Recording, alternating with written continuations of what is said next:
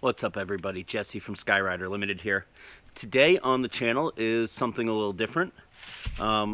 You are about to watch part one of what has become a three-part documentary on my trip to be part of the Hatchling.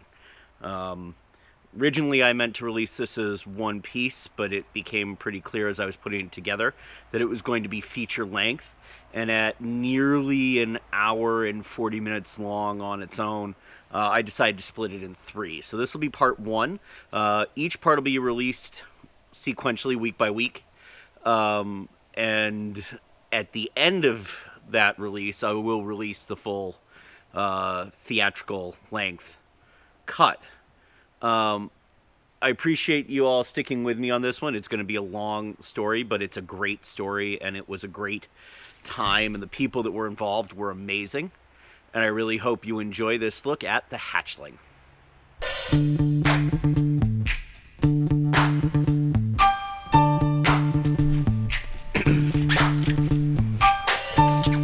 Today on Skyrider Limited, there be dragons.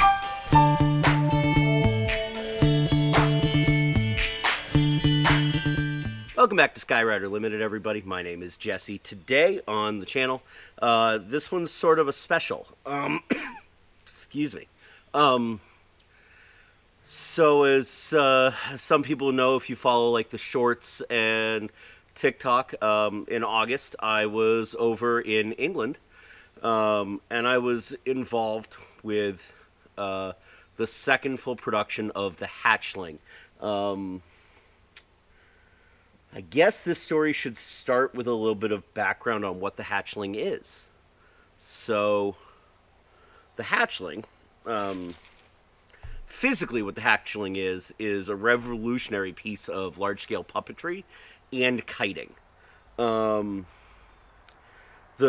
puppet, the puppet was designed by Carl Robichaud, who's been on the channel before, and a number of his kites have. And what makes it so unique is this life size is a interesting term for a fantasy creature, but this life-size dragon puppet, it's about the size of a English double-decker bus,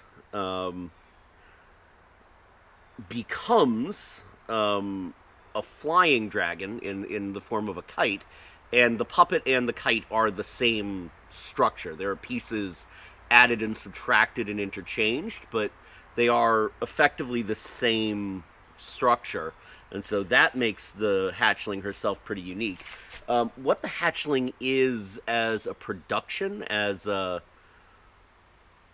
art piece, is a little bit more of a complex answer.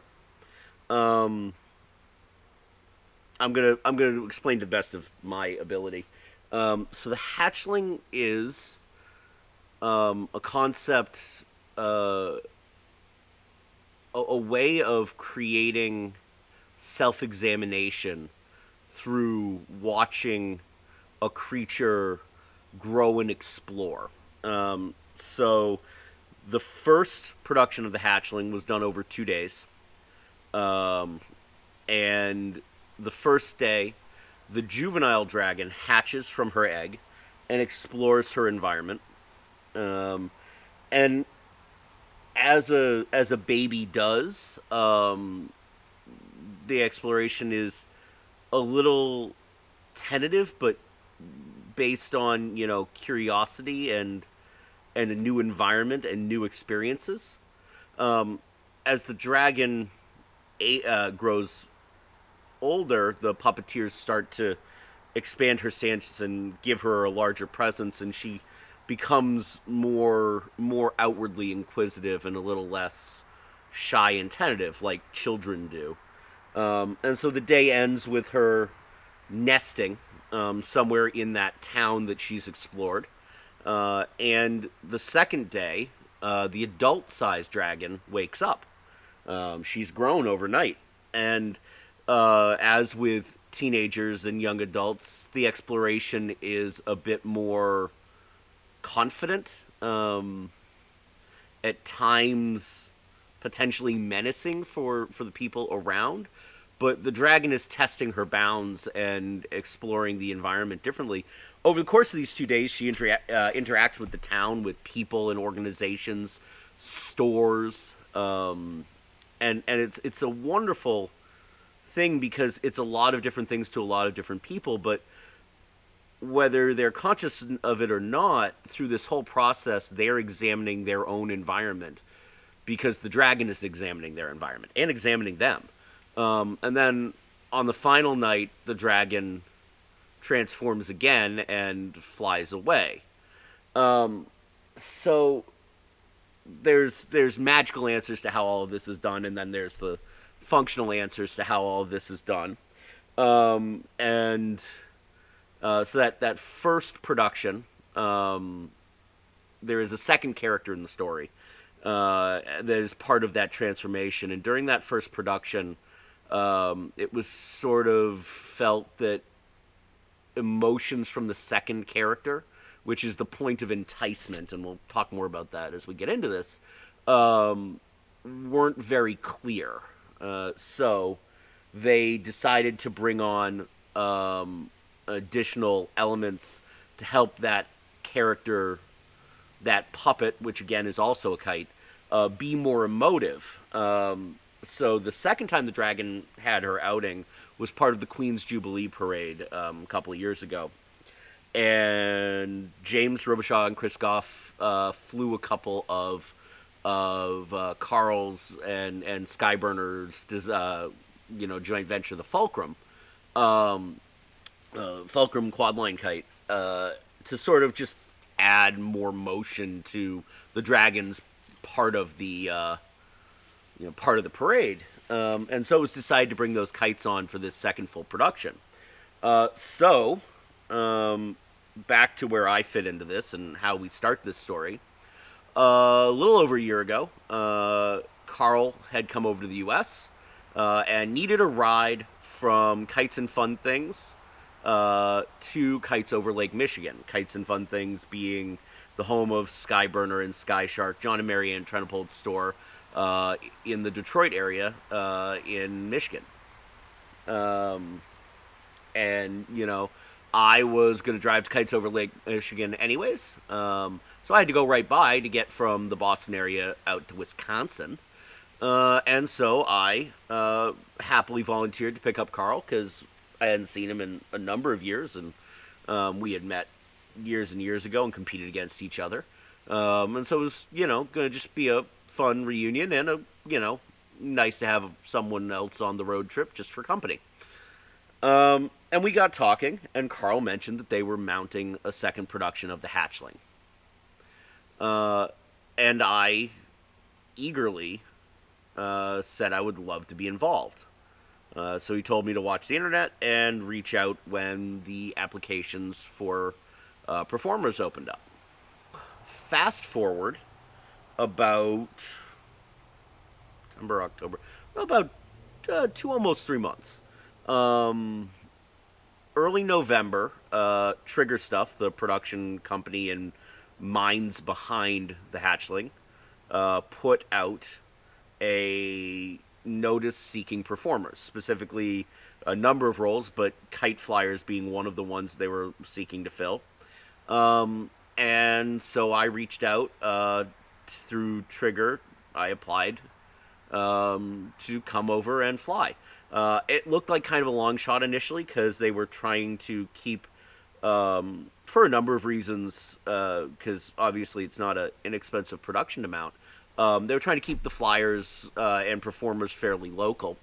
But I put an application anyways, reached out to Carl, let him know I had done so, and on Thanksgiving morning, I took a video interview with the flight director of the production, Stephen Hoth. Stephen and I have 6 degrees of separation down to an art form. The number of common people that we know through kiting and kite competition was pretty remarkable, and we spent close to an hour talking, most of that not even really about the Hatchling. And then we got down to business and we started talking about my background as a kite flyer, my background as a person.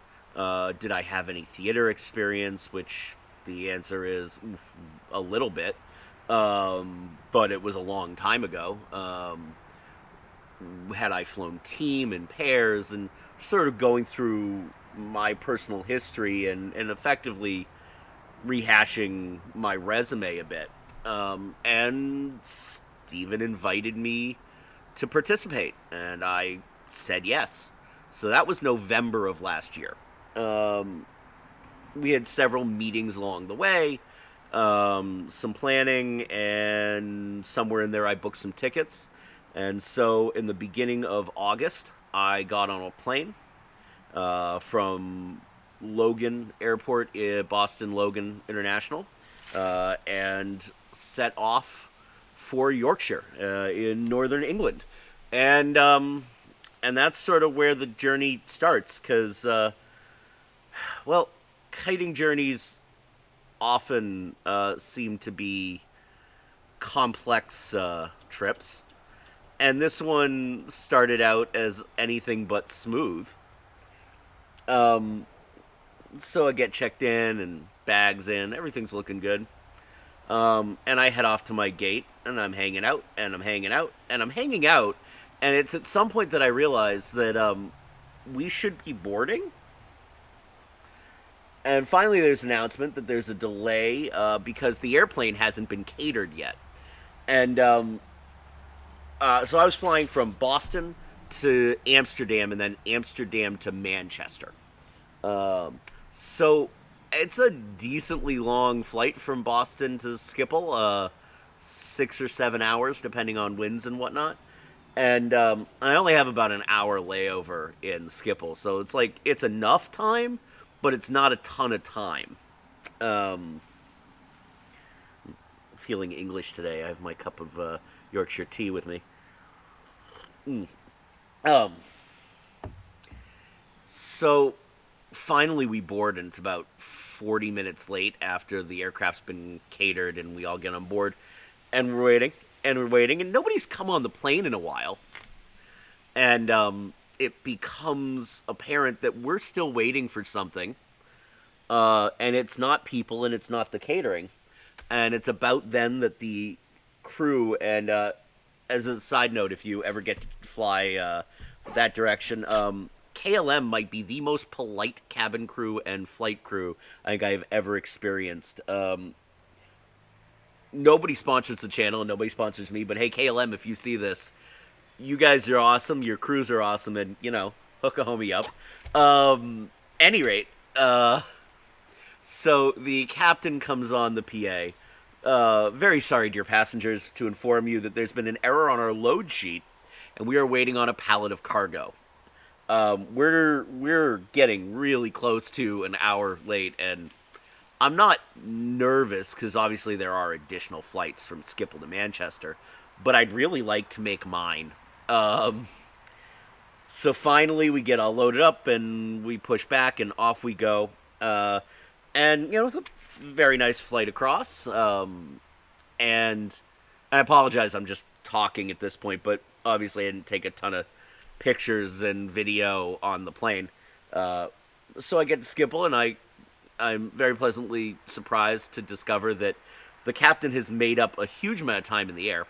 And background on me, I have a commercial pilot's license. I went to school for commercial aviation, even though I ended up doing something else. So I have a pretty good understanding of flight planning and winds and whatnot. And it's the right direction to make up time. The wind's behind you, but I was still very surprised that we made up 45 minutes against the schedule. And so we got in only 15 minutes late into Schiphol, which is just the longest taxi I think I've ever sat through. But we eventually arrived at the gate, and I went off jogging through the airport and get to my flight to discover we're delayed. The flight from Manchester from Schiphol to Manchester had a mechanical. And so we were like an hour and a half late out of Manchester, which meant all my worrying and running was for nothing. Um, and then I get to Manchester, and of course I'm through the magic of international communications, I'm communicating with Stephen, who Stephen, amongst other things, besides being an excellent team and quad pilot and the flight director for the production, has also agreed to be my chauffeur for much of the time I'm going to be in England, because I was on the project for about 3 weeks. I got in, flew out on the 7th, arrived on the 8th, or flew on the 6th, arrived on the 7th. I don't actually remember now. And was there until the Tuesday after the production, which the production weekend was a 3-day production this time. So the 23rd, 24th, and 25th of August, Friday, Saturday, Sunday. Um, so get to Manchester, finally, late, but finally, and waiting on my bags. And so obviously I'm going to be over there for a while. I brought some of my own kites because theoretically there's going to be some downtime, and I'm going to need to do something. And well, we all know that the something I want to do is fly kites. Um, and the kites showed up, and nothing else did. Big old suitcase full of clothes, because again, 3 weeks, not sure how much laundry access I'm going to have. Like, didn't pack light, didn't pack heavy, but didn't pack light. Uh, and none of it shows. Well, that's concerning, but I have an air tag in my bag, so I pinged the air tag. And despite the layover and delay, the kites made the connection in Skipple, but the suitcase did not, and so it is still sitting in Skipple. So I go over to the bag office, and no big deal. Guy at the bag office is very pleasant. Do you have anything to clear in the bag? No. Awesome. Then we can deliver it right to you. You won't have to come back to the airport. Um, it'll catch the next flight out of Amsterdam. It'll be here today. Great. Awesome. Finally connect with Steven, and really hit the ground running. The first day, we went straight from the airport to the rehearsal site, which was Thorns Park Stadium in the town of Wakefield. Wakefield was our host city. So Thorns Park Stadium is sort of like a community center, I guess, here in the States. And there's a running track. Actually, an indoor track, which we had largely taken over, and some other facilities. And that was where all of the cast and crew and the dragons were hiding while we worked on most of this.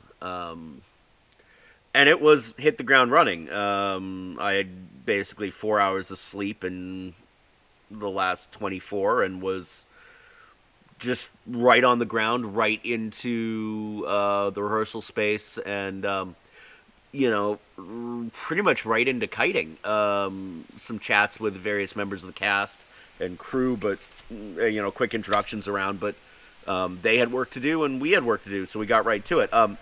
With the exception of Steven, I think I was on the longest for this production of any of the kiters. I was there first, and therefore on production the longest. Which meant, though my role was as one of the two fulcrum flyers, and because I was going to be there longer, effectively the lead, though we quickly established that we didn't have a lead, and I'll get to who my counterpart was and all of that here in a minute.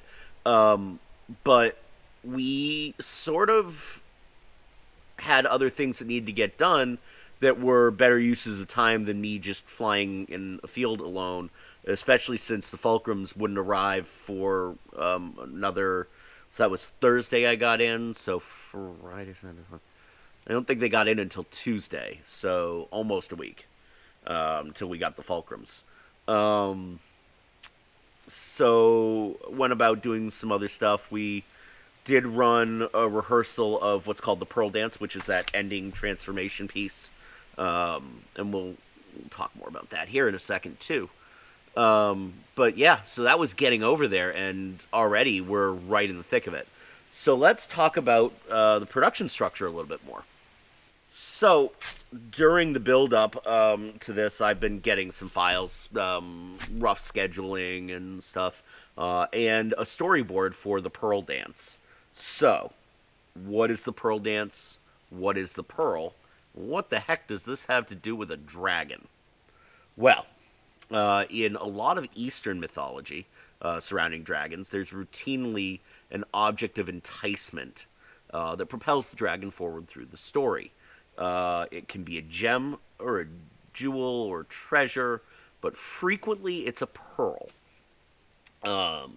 So, there is a second character in the story, and it's called the Pearl, and it is effectively a 2 meter tall box kite and also a puppet. It is puppeteered about by a mixed crew of kiters and the puppeteers, and it is used to propel the dragon through the final part of the story, the Pearl Dance and transformation. The thing about that is, uh, the Pearl, like I said earlier, wasn't the most emotive, and you have a hard time really. So Mervyn, our director, Mervyn Miller, who fun Google. One of the things that became very clear as I met more and more people on this production was everybody were rock stars in the thing that they did, and our director was absolutely no exception. Mervyn had worked on Warhorse and a number of other really incredible large scale theatrical puppet productions. And so him bringing that expertise to the Hatchling just continued to be really amazing. And he had this depth of knowledge, obviously, because theater and puppetry were, very much his wheelhouse, that helped me grasp a lot of things. Because flying in this show is very different than any type of flying that we do for performance or competition. It's theatrical. It's a different species of thing. Same idea. It's still sport kite flying, but so different. As I talk more about the Pearl Dance, you'll kind of start to understand why. But one of the things he was explaining to me was puppet theater relies on the audience being able to perceive the relationship between the characters. So, in our case, the dragon does something and establishes like a sight line to the pearl. Well, now the audience has to have a beat to understand that the dragon has seen the pearl do a thing before the pearl can do its next thing. But the pearl's motion also has to be expressive enough to make it clear that it's done something when it goes to do it. And so that's where the sport kites came in. So I was sent effectively a storyboard, which I'll put in some of the elements from here, of the Pearl Dance, which was the first 20 minutes or so of the transformation. And that number right there, 20 minutes, is in and of itself pretty like alarming as a sport kite flyer who traditionally, when I'm performing, 5 minutes is a long time. Like, competition routines were between 2 and 4 individually, 3 and 5 for pairs and team. Most of my demos are right around the 3 minute mark, my performance pieces. 20 minutes is an eternity. And then we're going to choreograph and hold the choreography for that, kind of. Again, as things developed, we kind of figured out that we were choreographing broad strokes, but leaving enough room for interpretation to adapt and adjust to changes in wind and to what the puppeteers and the dragon was doing, because the performance space was a circle. It was a 30-meter radius circle, and we were going to share that with a dragon who, when she is hunkered down, the peak of her walking wings, and I'll put a picture in here for you, is 7.5 meters in the air. And there were elements in the show where the fulcrums, flown by myself and my counterpart, Daniel Hoth, Stephen's son, Daniel, who right now I believe is, at the time of recording, is still the reigning world and European individual quad champion. So, he was pretty incredible, and it was pretty awesome to get to go and fly with him and fly with someone on that level. And we're gonna have to hop the kites over the dragon in a couple places in the show. So instantly, we're worried about line lengths and having enough room to do that, and making it look right, that the depth of field for the audience, and eye lines for the dragon, and enough room if the wind comes up, and enough and short enough lines if the wind goes down, and so many variables you have to consider. And oh, by the way, the lights are the type of stuff you would use at a like music festival, and so we also have to black out the lines so they don't show up and kind of ruin the magic. Um, and so I had the storyboard and immediately was like, yo, I have questions.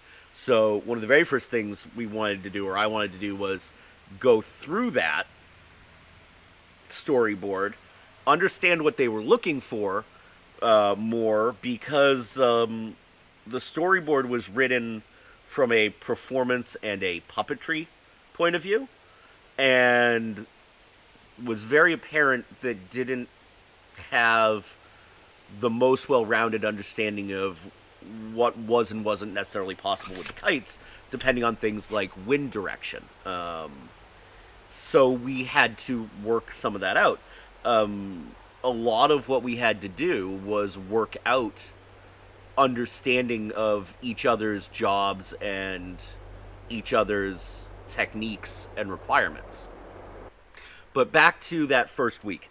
So, the first few days, Stephen and I spent working with the Pearl and various lifters, and working out how to fly the Pearl in such a way that we could animate it, move it about the arena, make it more expressive on its own, so that the Pearl itself would have more expression, and the fulcrums, which we referred to as the shards of the Pearl, would be part of that expression, but not all of that expression. And it was an intense few days. We had a number of problems with the lifter. So this day, still not really sure what was up with the lifting foil that we had to use to help stabilize the Pearl. The thing with these structures, the Pearl is a fair bit smaller than the Dragon, but it's still a large and not a light kite. So it needs a good amount of wind to fly on its own, 10 or 12 miles an hour. And when you have it flying on its own, it doesn't want to be disturbed. So much like you do with some soft kites, we were using a lifter to add some pull to it and help keep it stable to animate. The space we were in was really difficult on wind. It was sort of a bowl, and there were trees and a building on pretty much every side, because we were flying in the middle of their running track, which was going through some renovations, so it was conveniently closed. So, that stuff required some creativity and problem solving just to enable rehearsals. And in that first week, we did also do a run through of the Pearl Dance, which was kind of interesting, because we basically put the Pearl up. Two of the puppeteers. So during that first week, not all of the puppeteers were there. It was actually week 2 of production, but it was my first week. So we only had 2 of our 4 puppeteers that would come over to work the Pearl. Basically, Stephen and I got the Pearl up in the air. I handed them to the 2 puppeteers 2 lines, because we sort of flew it on a lift line and 2 lines to kind of steer it initially. So I handed them 2 lines, gave them a couple of quick safety tips so they didn't get any rope burns, and ran off to go fly one of my gins as a stand-in for the fulcrum. And kind of wished them good luck and ran away. Do feel bad about that. The look of mild terror on their faces when I handed them something that, if the wind got high enough, could definitely drag them around a little, and just ran away, was that wasn't nice. I do feel bad about that. But they did awesome. Our puppeteers, our four that were with us, were awesome, and rock stars, and took to the kiting so well. And one of the things that became really apparent as we worked more and more with the puppeteers was puppeteering is a very similar art form to kite flying. There's a lot of commonality once you find terminology for it. That was probably the thing we spent the most time doing, was finding common terminology and understanding. So much of puppetry relies on understanding body tension and how that the the puppet presents to the audience through that, and line tension management and manipulation of that tension is so much of what we do, though we don't always think about it in those terms. So we closed that week out. Steven and I closed that week out on Saturday. Technically, the production was on 6 days a week, so Tuesday to Sunday. Mondays were off. The thing was, Daniel, who was going to fly the other Fulcrum, goes to school and works and lives in Edinburgh, Scotland. And it was sort of decided that Daniel and I should find some extra time to fly together. And since he wouldn't be able to get down until the end of the week of week 3 of 4 weeks of rehearsal, and he would actually have to go back up to Edinburgh and then come back down for the end of week 4, that we should probably go up to him and get some rehearsal time in. And of course, I wasn't going to argue with the trip to Scotland, so Daniel and I were going to fly on Monday. Stephen and I finished up on Saturday, loaded up into his van, and off we went to his in-laws up in Newcastle. And met up with Stephen's wife, Susan, and his other son, Ryan, and had a lovely time there. His in-laws were wonderful and took me right in, and English family dinner and tea and everything was lovely, and wonderful garden. His father-in-law has one of the most remarkable home gardens I think I've ever seen. This winding garden path that just went on and on and on. If you've ever watched like an English garden home and garden show, was like that on steroids. It was incredible. I hope you guys enjoyed part 1 of the Hatchling series. If you stuck with me this far, again, thank you so much for tuning in and watching. Tune in next week for part 2, and we will see you out there, Skyrider.